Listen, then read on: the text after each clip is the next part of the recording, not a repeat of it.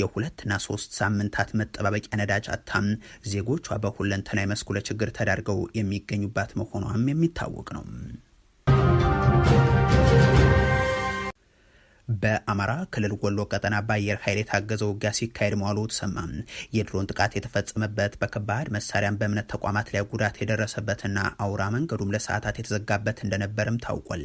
የፋኖ ኃይሎች ጠንካራ እንቅስቃሴዎች ከሚስተዋሉባቸው የአማራ ክልል አካባቢዎች ውስጥ አንዱ የሰሜን ወሎ ዞን ቀጠና ሲሆን በዚህ ዞን ክፍለ ጦሮች ጭምር እንዲደመሰሱ ያደረጉ ውጊያዎች መከናወናቸው የሚዘነጋ አይሆንም። ከትናንት ጀምሮ በራያ ቆቦ በርካታ ስፍራዎች ላይ የተቀሰቀሰው ውጊያ ሰፊ ቦታ የሸፈነ እንደሆነ ታውቋል።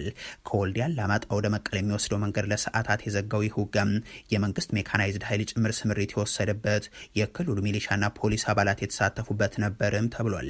ከነዚህ ኃይሎች በተጨማሪ በውጊያው የተሳተፉ የፌደራል ፖሊስ አባላትም ለጉዳት መዳረጋቸው ተሰምቷል።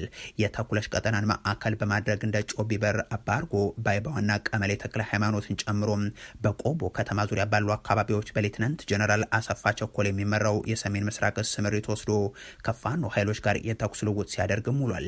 ጠዘጠዝ ተብሎ በሚጠራው ስፍራ በሁለቱም ወገን ባሉ ኢትዮጵያውያን ላይ ከፍ ያለ ጉዳት ማጋጠሙ ሲሰማም ተኩለሽ አካባቢ የድሮን ጥቃት መድረሱም ታውቋል።